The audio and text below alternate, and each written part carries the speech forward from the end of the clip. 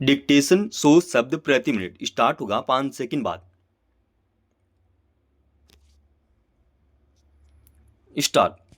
अमेरिकी राष्ट्रपति को अब शायद यह बात समझ आने लगी है कि उनकी रणनीति बहुत कारगर साबित नहीं होने वाली। शायद इसीलिए अब बातचीत की संभावना भी खोजे जाने लगी है। सत्ता की बागडोर संभालते ही जिस तरह उन्होंने दुनिया के तमाम देशों को पहले धमकाया और फिर पारस्परिक शुल्क लगा दिया, उससे उन्हें शायद यकीन था कि सारे देश उनके आगे घुटने टेक देंगे और अमेरिका की अर्थव्यवस्था कुलान से भरनी शुरू कर देगी। मगर पारस्परिक शुल्क लगाने के साथ ही दुनिया भर में उनका विरोध शुरू हो गया। बाजार नीचे की तरफ लुढ़कने शुरू हो गई। खुद अमेरिका में ट्रंप को अभूतपूर्व विरोध का सामना करना पड़ा। ऐसे में उन्होंने अपनी शुल्क नीति पर विराम लगाना पड़ा। कुछ देशों पर उन्होंने 90 दिनों के लिए अपनी शुल्क नीति पर रोक लगा दी। हालांकि चीन के साथ उनका शुल्क युद्ध रोज एक नया मोड़ लेता दिख रहा है। अब चीन ने भी अमेरिका पर 125% का जवाबी शुल्क लगा दिया है। फिर भी अमेरिका को लगता है कि चीन जल्दी ही घुटने टेक देगा और वह ट्रंप से बातचीत की मेज पर आएगा। पर चीन ने दूसरे देशों को अमेरिका के खिलाफ अपने पक्ष में एकजुट करना शुरू कर दिया है। डोनाल्ड ट्रंप की पारस्परिक शुल्क नीति से सबसे अधिक नुकसान खुद अमेरिका को होता नजर आ रहा है। चीन ने दूसरे देशों को कुछ रियायत के साथ अपने उत्पाद बेचने की पेशकश शुरू कर दी है। उसके बाजार पर बहुत प्रतिकूल असर नजर नहीं आ रहा। चीन का निर्यात प्रभावित होने से अमेरिकी बाजार में जरूर सुस्ती पसरनी शुरू हो गई है। हालांकि ट्रंप ने माना कि कुछ बड़ी समस्याओं को दूर करने के लिए दवाएं देनी पड़ती हैं, मगर अमेरिकी नागरिक महंगाई की मार को बहुत देर तक झेलने की स्थिति में नहीं है। जिन देशों पर पारस्परिक शुल्क लगाने की तिथि 90 दिनों के लिए टाल दी गई है, उनमें भी आधार शुल्क 10% लागू है। इसी से वहां महंगाई बढ़ गई है। अगर ट्रंप अपनी जिद पर अड़े रहते हैं और 90 दिन बाद पारस्परिक शुल्क लागू करते हैं, तो दूसरे देश भी वैसा करने को तैयार हैं। यहाँ तक कि यूरोपीय संघ भी उनके इस फैसले के विरोध में है और उसने अपने जवाबी शुल्क की तारीख 90 दिन के लिए टाल दी है। इस तरह ट्रंप को अपने ही सहयोगियों का कड़ा विरोध झेलना पड़ रहा है।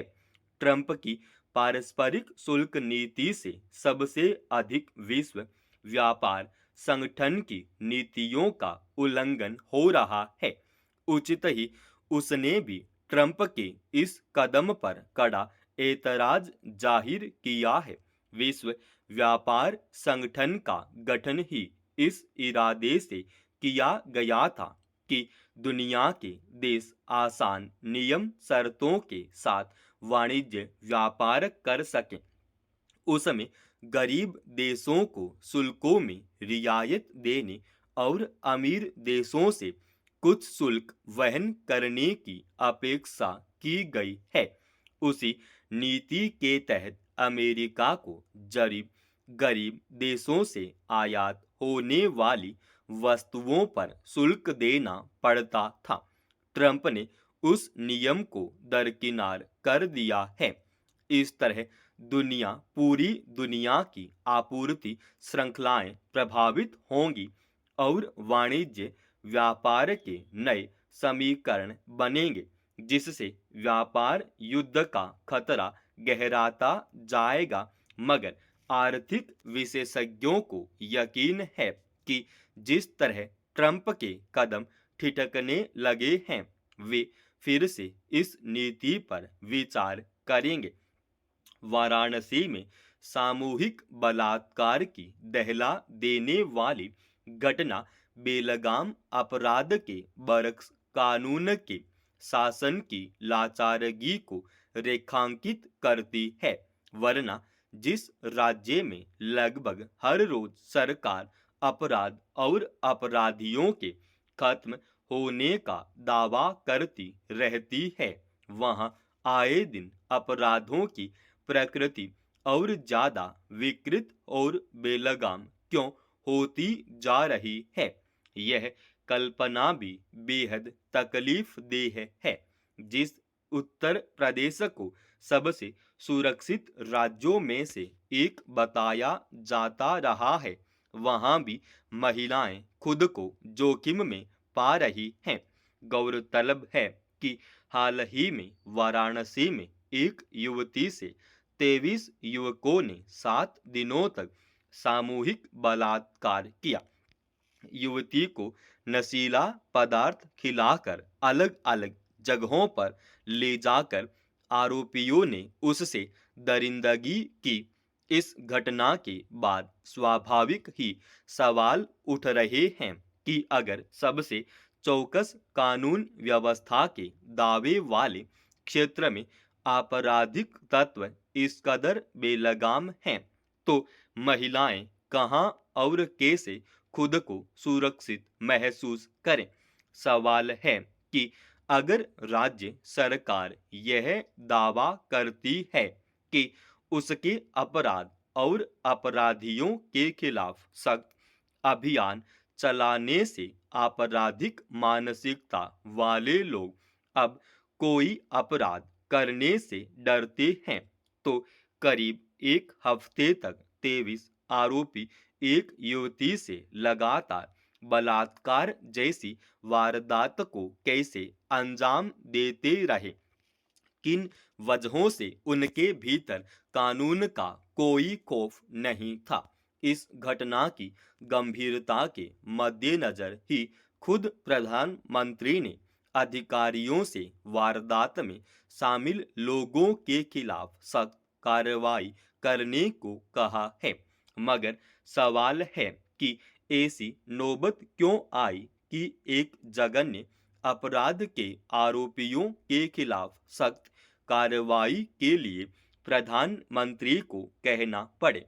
राज्य की पुलिस व्यवस्था को खुद ही न केवल दोषियों को सजा दिलाने के लिए अपनी जिम्मेदारी का निर्वाह करना चाहिए, बल्कि समूचे राज्य में वास्तव में ऐसा माहौल बनाना चाहिए कि आपराधिक मानसिकता वाले लोग कोई भी अपराध करने से डरें।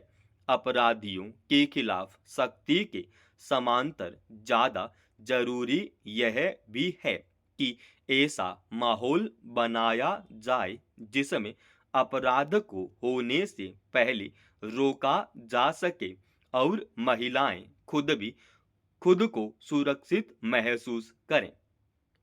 समाप्त। दोस्तों, रोजाना ऐसे ही एडवांस डिक्टेशन के लिए इस चैनल को आप अभी सब्सक्राइब कीजिएगा। और आज के इस डिक्टेशन की पीडीएफ फाइल हमने हमारे Telegram channel study with HP Swami पे डाल दिया है, जिसका लिंक इसी वीडियो के डिस्क्रिप्शन में डाल रखा है।